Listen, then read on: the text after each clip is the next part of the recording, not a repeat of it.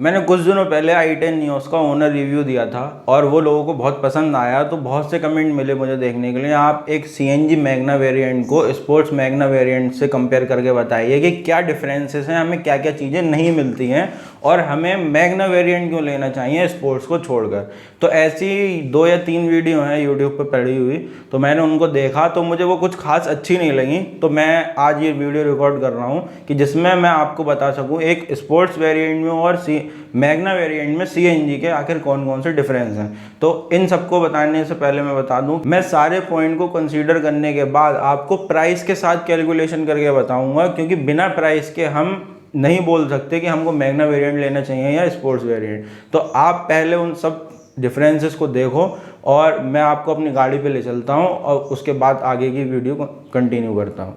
सबसे पहला डिफरेंस आता है मैग्ना और स्पोर्ट्स में कि स्पोर्ट्स में आपको ये फॉग लैम्प मिलता है और मैग्ना में ये फॉग लैम्प नहीं मिलता। तो मैंने ये आफ्टर मार्केट ओरिजिनल जो हुंडई का आता है फॉग लैम्प और प्लस इंडिकेटर दोनों साइड के 5600 रुपये में फ़िट करवाए हैं और ये काफ़ी अच्छे हैं। दिन में भी DRL जलती है और इंडिकेटर भी है और फॉग लैम्प भी है। तो मुझे 5600 रुपये में तीनों चीज़ें मिल गई हैं। अगला डिफरेंस है स्पोर्ट्स में आपको ऑटो फोल्डेबल मिरर मिल जाते हैं, साइड मिरर, लेकिन इसमें आपको खुद हाथ से फोल्ड करने पड़ते हैं। और ये जो इंडिकेटर है, ये इंडिकेटर मैग्ना में आपको साइड में देखने मिलेगा और इसमें आपको जो स्पोर्ट्स होगी उसको आपको यहाँ आउटसाइड मिरर में ही देखने मिल जाएगा। मैंने भी आपको बताया ये फोल्डेबल है, लेकिन जो अंदर का मिरर है वो इलेक्ट्रिकली एडजस्टेबल है। इलेक्ट्रिकली एडजस्टेबल का मतलब है आपका जो अंदर का मिरर है सिर्फ ये एडजस्ट होगा ड्राइवर की साइड से। तो ये स्पोर्ट्स में भी मिलेगा और मैग्ना भी मिलेगा, लेकिन ये मैग्ना में फोल्डेबल नहीं है, स्पोर्ट्स में फोल्डेबल भी है। तो स्पोर्ट्स में क्या क्या मिला आपको, इलेक्ट्रिकली एडजस्टेबल और फोल्डेबल, लेकिन मैग्ना में सिर्फ इलेक्ट्रिकली एडजस्टेबल। तो ये हमें अपने हाथ से खुद फोल्ड करने पड़ेंगे। ये एक टाइम के बाद इरिटेट करने लगते हैं, मतलब आपको थोड़ी दिक्कत होगी करने में। तो मैं कहूँगा कि आप इसको कॉम्प्रोमाइज़ कर सकते हैं। ये मैंने अपने स्पोर्ट्स को इसीलिए छोड़ा और मैग्ना को लिया और थोड़ा सा कॉम्प्रोमाइज़ किया, सिर्फ और सिर्फ यही वो पॉइंट था, लेकिन मैंने फिर भी मैग्ना ली। नेक्स्ट डिफरेंस है इसकी रूफ रेल। स्पोर्ट्स में आपको रूफ रेल देखने मिलती है, मैग्ना में आपको रूफ रेल देखने नहीं मिलती है। ये एक कस्टमाइजेशन के लिए है। अगर आप आफ्टर मार्केट ओरिजिनल हुंडई की लगवाना चाहते हो तो मेरे शहर में वो 3200 रुपये की मिल रही है। मैंने अभी उसको नहीं लगवाया, मैं आगे लगवाऊँगा, लेकिन आप लगवा सकते हो। कहीं को 2800 रुपये में भी देखने मिलती है, कहीं 3000 भी। तो अलग अलग शहर में अलग अलग प्राइस है। नेक्स्ट डिफरेंस है shark fin antenna. Shark fin antenna आपको स्पोर्ट्स मॉडल में देखने मिलता है, मैग्ना में नहीं मिलता। तो ये मैंने आफ्टर मार्केट लगवाया है और ये 350 रुपये का मुझे आफ्टर मार्केट मिल गया। ER कंपनी का है और ये जो हुंडई i10 न्यूज़ के साथ जो ओरिजिनल शार्क फिन एंटीना आता है उससे अच्छा लगता है दिखने में।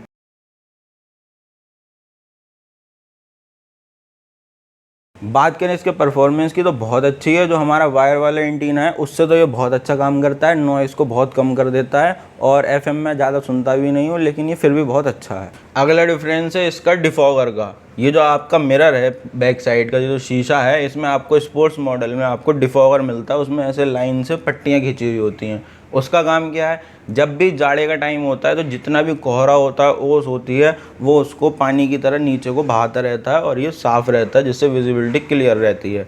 अब बात करें अगर मैग्ना वेरिएंट की, तो मैग्ना वेरिएंट में मुझे क्या दिक्कत आई जाड़ों में? नहीं आई। मुझे जाड़ों में कोई दिक्कत नहीं आई। तो सबसे पहला आपको क्वेश्चन होगा भाई क्यों नहीं आई? क्योंकि जब जाड़े होते हैं तो पीछे से भी अगर कोई बंदा अपनी गाड़ी से बाइक से आ रहा है तो उसकी भी हेडलाइट जल रही होती है। तो हेडलाइट की जो लाइट होती है वो अंदर क्रॉस करती हुई जो अंदर रियर व्यू मिरर है वहाँ तक पड़ती है। तो आराम से आपको दिखता रहता है पीछे से कौन आ रहा है। मुझे पूरे जाड़ों में कोई दिक्कत महसूस नहीं हुई। अगला पॉइंट कि भाई इस पर धूल जम जाती है, ये तो अभी कुछ नहीं है, बिल्कुल पूरा ढक जाता है। ढकने के बावजूद भी अंदर का जो रियर व्यू मिरर है अंदर से पीछे का दिखता रहता है साफ कौन सी चीज़ आ रही है, चाहे दिन हो चाहे रात हो। तो मैं अगर आपको एक कंपनी फिटेड काम चाहिए पूरा, अगर आप स्पोर्ट्स ले सकते हो स्पोर्ट्स लो, डिफॉगर की ज़्यादा ज़रूरत है आप लो। मैंने मैग्ना को लिया, लेकिन मुझे कोई भी दिक्कत अभी तक नहीं आई। और अगर आपके पास मैग्ना है तो मोदी केयर का एक प्रोडक्ट आता है स्पार्कल, आप उसको सभी शीशों पे छिड़क दो, छिड़क के और कपड़ा मार दो, तो आप जाड़ों में जब भी चलोगे तो वो बूंद बूंद करके सब नीचे गिर जाता है। चाहे आप आगे के शीशे पे, पीछे के, आगे के, साइड के, सभी शीशों पे मार दो स्पार्कल। बस एक स्प्रे मारना होता है और फिर कपड़ा फिरा दो। तो वो सारा जितना भी कोहरा होता है वो सब पानी की बूंद में नीचे को चला जाता है फिसल के। बात करें अगले डिफरेंस की, तो आपको स्पोर्ट्स मॉडल में यहाँ पे एक कैमरा देखने मिल जाता है, मैग्ना में आपको नहीं मिलता। अगर आप चाहते हैं कैमरा लगवाना तो आप नीचे वाली पट्टी में लगवा सकते हैं। और कैमरा और स्टीरियो सिस्टम का प्राइस मैं आपको दोनों को एक साथ बताऊँगा आफ्टर मार्केट कितना आएगा। तो अब हम चलते हैं गाड़ी के अंदर। नेक्स्ट पॉइंट है ये क्रोम गार्निश। यहाँ आपको स्पोर्ट्स में एक क्रोम गार्निश देखने मिल जाती है। अगर आप चाहें तो आफ्टर मार्केट 1200 रुपये में पूरा सेट लगवा सकते हैं। मैंने नहीं लगवाई क्योंकि मुझे ब्लैक ही पसंद है। क्रोम जो है, जैसे ये क्रोम है, ये अच्छी क्वालिटी का है। आप अच्छी क्वालिटी में लगवाओगे तो वो 1800 का पड़ेगा, लोकल वाला 1200 का पड़ेगा। और मुझे अगर मैं यहाँ भी क्रोम हो जाता है, यहाँ भी क्रोम हो जाता है, बहुत ज़्यादा क्रोम सा लगता है, चमक मारने वाला, तो मुझे इतना कस्टमाइजेशन पसंद नहीं है। मैं नॉर्मल यहाँ मैं क्रोम ले सकता हूँ। यहाँ रबड़ लगी हुई है ब्लैक कलर की, सफिशिएंट है, आपको इतना पैसा इन्वेस्ट करने की ज़रूरत नहीं है।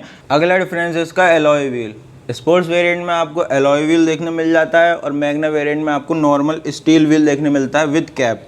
तो ये कैप भी अच्छी लगती हैं, ऐसी बात नहीं है, आप दूर से देखोगे बहुत सही लगती हैं ये। फ़र्क क्या है एलॉय व्हील और स्टील व्हील में? लोग कहते हैं कि स्टील व्हील अगर किसी गड्ढे में जाएगा या कहीं भी जाएगा तो वो बेंड होने के चांसेस रहते हैं। ऐसे एक साल में मैंने इस गाड़ी को गड्ढों में ही चलाया है। अभी तक तो कोई भी, जब मैं व्हील बैलेंसिंग कराने गया था सेकंड सर्विस पे, तब कहीं से भी बिल्कुल भी कहीं बेंड नहीं हुआ था। आगे 2-3 साल में होगा, ज़रूर होगा, कोई दिक्कत नहीं है। अब जो स्पोर्ट्स वेरिएंट आता है उसमें आता है आपको डायमंड कट में एलॉय व्हील। तो उसके साथ आपको यही टायर देखने मिलेगा अपोलो का, सेम टायर 14 इंच का, और इसके साथ भी 14 इंच का है। तो मेरे हिसाब से टायर की क्वालिटी बहुत घटिया है। मैं आपको दिखा भी चुका हूँ, इसी जगह एक टायर लगा हुआ था वो फट चुका है। तो टायर की क्वालिटी मुझे बिल्कुल अच्छी नहीं लगी है। आप स्पोर्ट्स वेरिएंट में आप ले सकते हैं डायमंड कट एलॉय व्हील, लेकिन मैंने इसको प्रेफर इसलिए किया क्योंकि एलॉय व्हील के साथ माइलेज का थोड़ा सा इशू होता है। हमने इस पॉइंट को क्यों छोड़ दिया था, क्योंकि अगर मैं इस बात को बता देता ना तो आपको बुरी लग जाती, क्योंकि एलॉय व्हील के साथ एक प्रॉब्लम है। अब मैं आपको जब बता ही रहा हूँ तो अच्छे से बताऊँगा और बड़े ध्यान से सुनना। पहली बात, एलॉय व्हील लगाने से आपका 200 से 300 मीटर का पर केजी सीएनजी पे फ़र्क आ जाएगा किलोमीटर के माइलेज का, ठीक है। 200 से 300 मीटर पर केजी, तो अब आप लगा लो 8 केजी में कितना फ़र्क आ गया, पहली पॉइंट। अगला पॉइंट, स्टील व्हील का कुछ लोगों की, देखो कुछ लोगों की ये सोच है कि स्टील व्हील जो होता है वो गड्ढों में जाता है और बैंड हो जाता है। मैंने पिछले 1 साल में गाड़ी गड्ढों में ही चलाई है, अभी तक तो इसका बैंड नहीं हुआ, अगले 1-2 साल में हो जाएगा, हो जाए, ठीक है। एलॉय व्हील बैंड नहीं होता, ये सबको पता है। और अगर होता है ना, अगर एक भी एलॉय व्हील बैंड हो गया तो आपके चारों एलॉय व्हील बदले जाएंगे। पूछो क्यों? एलॉय व्हील बैंड पहली बात तो 2-3 साल में होगा नहीं, 4-5 साल में होगा।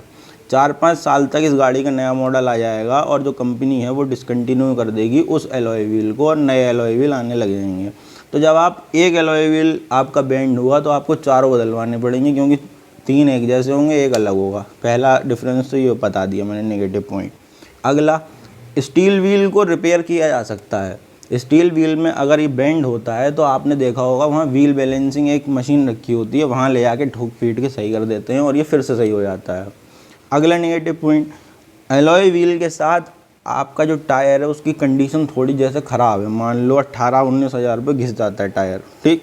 अगर 18-19 हज़ार रुपये भी आपने एलॉय व्हील में लगा रखा है वो टायर, तो उसकी कंडीशन ख़राब है एलॉय व्हील के हिसाब से, और वो टायर कभी भी फट जाएगा और एलॉय व्हील उसे झेल नहीं पाता है।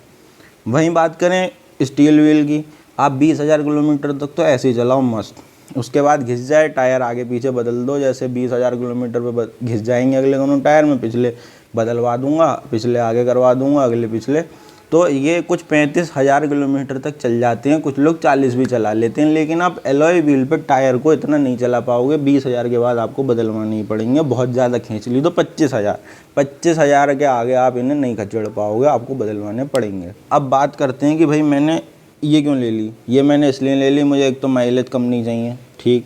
दूसरा, बैंड होगा, मैं इस व्हील को सही करवा लूँगा।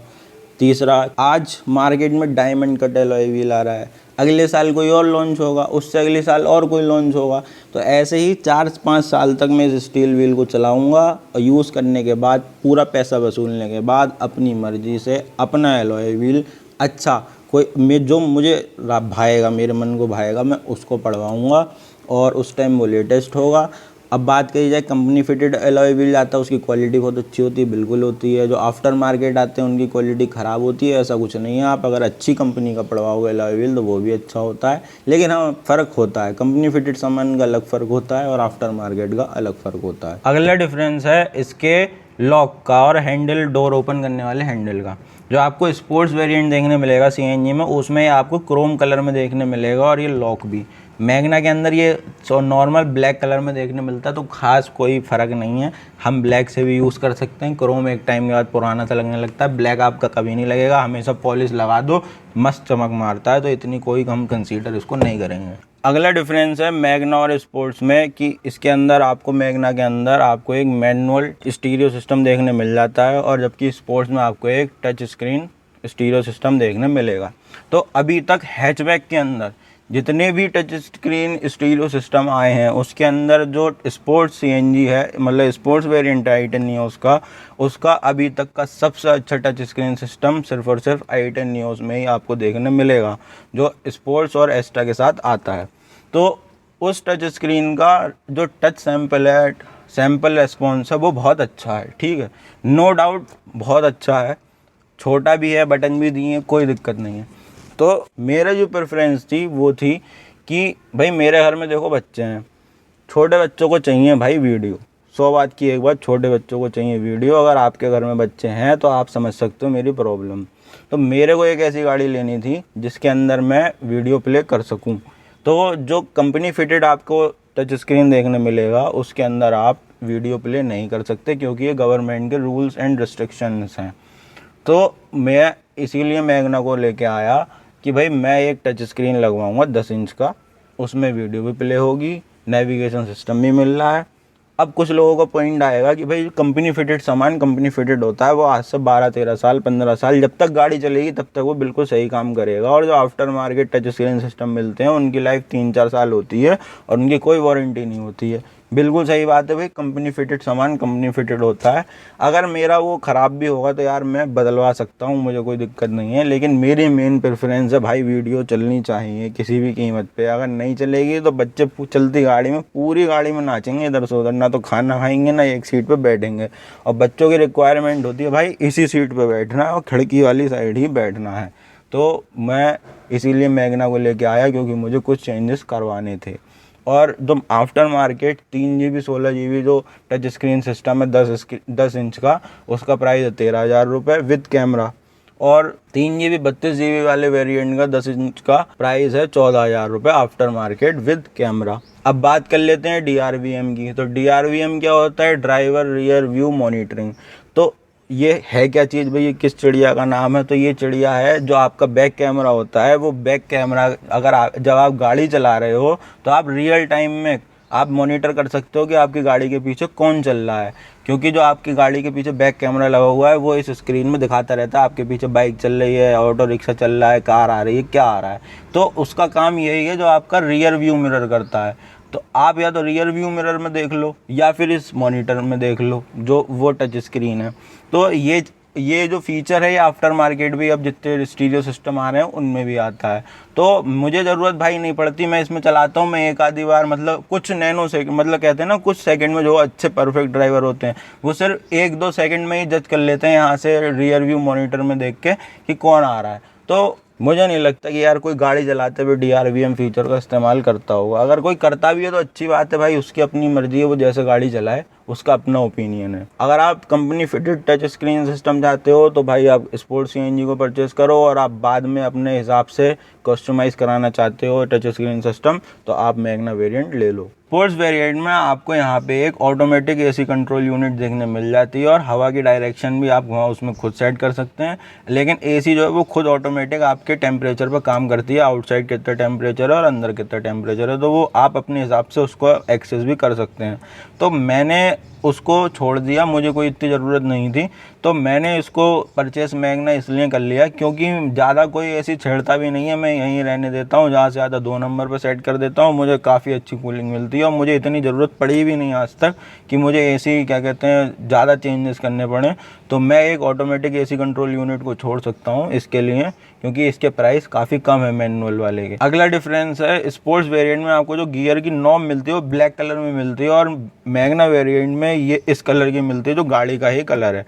तो ये आपको थोड़े दिनों बाद हल्का सा गंदा लग सकता है, लेकिन अच्छी बात यह है कि आप इसको घुमा के इस नॉब को चेंज कर सकते हैं, तो इसकी कॉस्ट भी ज़्यादा नहीं है। आप मैग्ना वेरिएंट लो, जब आपको लगने लगे ज़्यादा पुराना हो गया या घिस गया या पीला होने लगा है, तो आप इसको मैनुअल खुलवा लेना, इसको ये यहीं से घूम के खुल जाती है और आप एक स्पोर्ट्स वेरिएंट वाली नॉब लगवा सकते हैं, तो कोई ज़्यादा दिक्कत आने वाली नहीं है और आप मैग्ना को कंसीडर कर सकते हैं। i10 neo CNG Magna variant में आपको ये मीटर देखने मिल जाता है और आपको CNG स्पोर्ट्स में भी यही मीटर देखने को मिलेगा। ऐसा क्यों?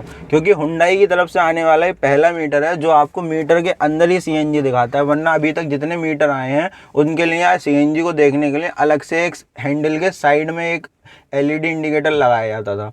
तो यही रीज़न है मेरा जो मैंने स्पोर्ट्स गाड़ी को छोड़ा, क्योंकि जो पेट्रोल की स्पोर्ट्स गाड़ी है उसमें एक डिजिटल मीटर देखने मिलता है जो बहुत अच्छा लगता है, और अगर हम पैसे स्पोर्ट्स के दे रहे हैं तो हमें मीटर भी वही डिजिटल वाला मिलना चाहिए था, लेकिन आपको स्पोर्ट्स CNG में यही मीटर देखने मिल रहा है। तो मैंने उस गाड़ी को छोड़ दिया और मैग्ना को ख़रीद लिया। अभी तक आपने जितनी भी वीडियो देखी मेरी, उसमें आपने एक बात नोटिस की होगी, मेरा प्रेफरेंस था कस्टमाइजेशन, वो भी अपने हिसाब से, इसीलिए मैंने वैगना वेरिएंट को प्रेफर किया।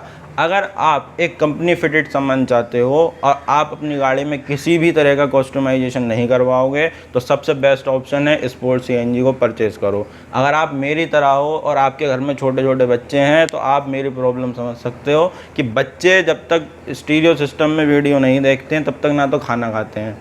अगर वीडियो नहीं चल रही होती तो वो चलती गाड़ी में पूरी गाड़ी का चक्कर काट देते हैं। तो आपके अगर घर में बच्चे हैं तो आप इस प्रॉब्लम को समझोगे कि आखिर मैंने क्यों वो टच स्क्रीन सिस्टम छोड़ दिया और अपना मुझे बाद में लगवाना है। तो ये बात को आप थोड़ा सोचो ठंडे दिमाग से, वरना उसका स्टीरियो सिस्टम बहुत अच्छा है, टच इस सेगमेंट में बहुत अच्छा है। अब कुछ लोगों का कहना ये है कि भाई मेरे पास मेरी औकात नहीं है, मेरा स्टेटस नहीं है कि मैं 8.5 लाख रुपए स्पोर्ट्स वेरिएंट को लेकर ख़रीदूँ। उन लोगों के लिए मेरा सीधा सीधा ये जवाब है, मेरा बजट 12 लाख का था। इस 12 लाख के बजट में मैंने कई गाड़ियाँ देखी थी, जैसे वेन्यू, ओरा हो गई CNG में, फिर आई वर्ना और XUV 300, और फिर मैंने बाद में i10 नियोस को देखा। उस टाइम किया कि सेल्टस लॉन्च होने वाली थी, तो मैं इतना वेट नहीं कर सकता था, मुझे गाड़ी चाहिए थी। आने वाले 2-3 साल में मैं एक गाड़ी और ख़रीदूंगा। मेरी सोच ये है मेरे घर में एक गाड़ी CNG की हो और दूसरी गाड़ी डीजल या पेट्रोल की हो। अब बात करें ओरा क्यों नहीं ली, क्योंकि अभी मैं जितनी जगह में खड़ा हूँ, जब मैं ओरा अपनी घर में खड़ी कर रहा था तो ओरा ये पूरी जगह स्पेस ले रही थी और मुझे निकलने के लिए जगह नहीं बच रही थी, इसलिए मैंने ओरा भी छोड़ दी। अब बात करें 8 लाख में या 8.5 लाख में, हमें ये हैचबैक मिल रही है, ठीक है। हैचबैक से ऊपर भी एक आती है प्रीमियम हैचबैक जिसमें आती है i20, उससे ऊपर भी आती है कॉम्पैक्ट SUV जिसमें आती है वेन्यू, किया की सेल्टस और अभी काइगर आ रही है रेनो की। उससे ऊपर आती है सेडान जैसे वर्ना और आपकी हो गई ओरा। तो ओरा एक बेसिक छोटी सेडान है और वर्ना जो है बड़ी है। तो मेरा वर्ना तक का बजट था कि मैं 14 लाख दे सकता था। मैंने उन सब गाड़ियों को छोड़ दिया और i10 नियोस ले आया, क्योंकि मैं एक हैचबैक में 8 लाख रुपए से ज़्यादा नहीं दे सकता। इसलिए मैंने डिसीजन लिया कि मैं अगर कोई CNG हैचबैक ले रहा हूँ तो मैं 8 लाख से ऊपर एक पैसा नहीं दूंगा। और स्पोर्ट्स वेरिएंट 8.5 लाख का आ रहा था, तो मैंने 8 लाख रुपए में CNG का मैग्ना वेरिएंट ले लिया और मैं इसमें अपने हिसाब से कस्टमाइजेशन करवाऊँगा। और जो दूसरी गाड़ी होगी वो मेरी 12 से 14 लाख तक की होगी और वो मैं सारा सामान उसमें कंपनी फिटेड ही रखूँगा उसमें, क्योंकि कंपनी फिटेड आइटम की क्वालिटी ही अलग होती है, वो सालों साल चलता है, उसको हम आफ्टर मार्केट के प्रोडक्ट के साथ कंपेयर नहीं कर सकते। अगर आपके पास पैसा है और आपको दूसरी गाड़ी नहीं लेनी, सिर्फ एक गाड़ी लेनी है, तो आप नो डाउट स्पोर्ट्स CNG के साथ चले जाओ, क्योंकि उसमें सारा सामान आपको कंपनी फिटेड मिल जाएगा। अगर आपको मेरी तरह कस्टमाइजेशन करना है अपनी गाड़ी में और आपके घर में बच्चे हैं, तो आप मैग्ना वेरिएंट ले लो और अपने हिसाब से कस्टमाइजेशन करो। तो अब आप लोग सारे पॉइंट को देख चुके हो कि मैंने जो जो डिफरेंस बताए हैं वो उस लायक हैं या नहीं है। अब बात करेंगे हम प्राइस की। तो मेरे यहाँ CNG मैग्ना वेरिएंट 8 लाख रुपए में आज के टाइम में मिल रहा है। जब मैंने इस गाड़ी को खरीदा था तब ये 7.5 लाख की थी और स्पोर्ट CNG वेरिएंट 8.5 लाख में मिल रहा है। तो अगर हम बात करें मैग्ना CNG और स्पोर्ट CNG में, तो टोटल 50,000 का फ़र्क है। और फ़र्क क्यों है ये मैं सारे पॉइंट गिनवा चुका हूँ। अब बात हमें ये करनी है कि अगर हमें अपनी मैग्ना वेरिएंट में स्पोर्ट्स के सारे फीचर्स को लगाना है, तो क्या वो प्राइस उतना ही बैठेगा जितना स्पोर्ट्स में आ रही है गाड़ी? क्योंकि अगर हम वो सारी चीज़ों को मैग्ना में ही लगा रहे हैं और वही सब चीज़ हमें कंपनी फिटेड स्पोर्ट्स सीएनजी में मिल रही है, तो हम क्यों मैग्ना वेरिएंट को लें, हम तो सीधे फिर स्पोर्ट्स वेरिएंट को लेंगे। तो मोटे मोटे जो कुछ चेंजेस हैं जो हर किसी की डिमांड है वो है, एक तो DRL इंडिकेटर, दूसरा फॉग लैम्प, फिर आता है हमारा एक टच स्क्रीन सिस्टम, फिर आता है हमारा बैक कैमरा। ये 4 चीज़ें ऐसी डिमांड की हैं जो एक बंदे को चाहिए अपनी कार में। तो मैग्ना में ये नहीं मिल रहा है, स्पोर्ट्स में मिल रहा है। और अगर इन चारों को लगाने के बाद अगर मैं बात करूं, अच्छा इनके साथ 2 चीज़ें हमने और छोड़ दी, एक शार्क फिन एंटीना और एक ऊपर की रूफ रेल। ये दोनों भी कुछ लोगों को पसंद होंगी। तो अगर हम इन 6 की 6 चीज़ों को अपनी मैग्ना में फिट कराते हैं तो हमें टोटल जो कॉस्ट बैठती है वो 22,000 कुछ रुपए बैठती है। अब हमारी पूरा मैग्ना वेरिएंट जो बैठ रहा है वो 8 लाख कुछ 22,000 रुपए का बैठ रहा है और स्पोर्ट्स वेरिएंट 8,50,000 का है। तो अब हम इन दोनों में डिफरेंस चेक करें तो पूरे 28,000 का फर्क आ रहा है। इसके बावजूद हम क्या चीज़ मिस कर रहे हैं, सिर्फ और सिर्फ एक ही चीज़ को मिस कर रहे हैं, वो है फोल्डेबल मिरर। स्पोर्ट्स में आपको फोल्डेबल देखने मिलते हैं लेकिन मैग्ना में सिर्फ इलेक्ट्रिकली एडजस्टेबल। तो मुझे भी इस चीज़ के साथ कॉम्प्रोमाइज़ करना पड़ रहा है और मैं आगे भी कर सकता हूं। अगर आप कॉम्प्रोमाइज़ नहीं कर सकते तो आप स्पोर्ट्स सीएनजी को जाके परचेज करो। अगर आप फोल्डेबल मिरर को कॉम्प्रोमाइज़ कर सकते हो तो आप पूरे 28,000 रुपये बचा सकते हो, वो भी सारे स्पोर्ट्स के फीचर अपनी गाड़ी में लगवाने के बाद। इससे भी बड़ा मेन रीज़न ये था कि भाई उसका जो टच स्क्रीन है उसमें आप वीडियो प्ले नहीं कर सकते और हम जो अपना फिट करवाएंगे टच स्क्रीन सिस्टम वो उसमें आप वीडियो प्ले कर सकते हो। फिर जब हम अपना कस्टम DRL इंडिकेटर लगवा रहे हैं तो हमारी गाड़ी का लुक बढ़ जा रहा है, हम अपनी मर्जी से फॉग लैम्प की लाइट बढ़वा सकते हैं। तो ये सारी चीज़ें हम स्पोर्ट्स सीएनजी में नहीं करवा सकते और ना ही कर पाएंगे। यही सारी कुछ बातें थी जो मैं सीएनजी मैग्ना वेरिएंट को लेके आया अपने घर में और मैंने स्पोर्ट्स सीएनजी को छोड़ दिया। उससे भी बड़ा सबसे बड़ा रीज़न ये था कि उसका मीटर, जो मीटर हमें मैग्ना में देखने मिल रहा है वही मीटर हमें स्पोर्ट्स सीएनजी में देखने मिल रहा है। तो ये भी उससे, इन सारे पॉइंटों से सबसे बड़ा पॉइंट मेरा यही था। तो मैं उम्मीद करता हूँ आपको सारे डिफरेंसेस क्लियर हो गए होंगे और मैं क्यों मैग्ना वेरिएंट लेके आया स्पोर्ट्स को छोड़ के, ये भी आपको क्लियर हो गया होगा। और अब आपको कौन सी गाड़ी खरीदनी है, मैग्ना खरीदनी है, स्पोर्ट्स, या आपको खुद डिसीजन लेना है। आप मेरे भरोसे मत बैठो, आप अपना खुद डिसीजन लो। मैं सारे पॉइंट गिनवा चुका हूँ। अगर आपको मेरी वीडियो अच्छी लगी हो तो प्लीज़ सब्सक्राइब कीजिए, वीडियो को लाइक कीजिए और जो भी i10 न्यूज़ लेने वाले हैं उन तक मेरी वीडियो को शेयर कीजिए। Thank you.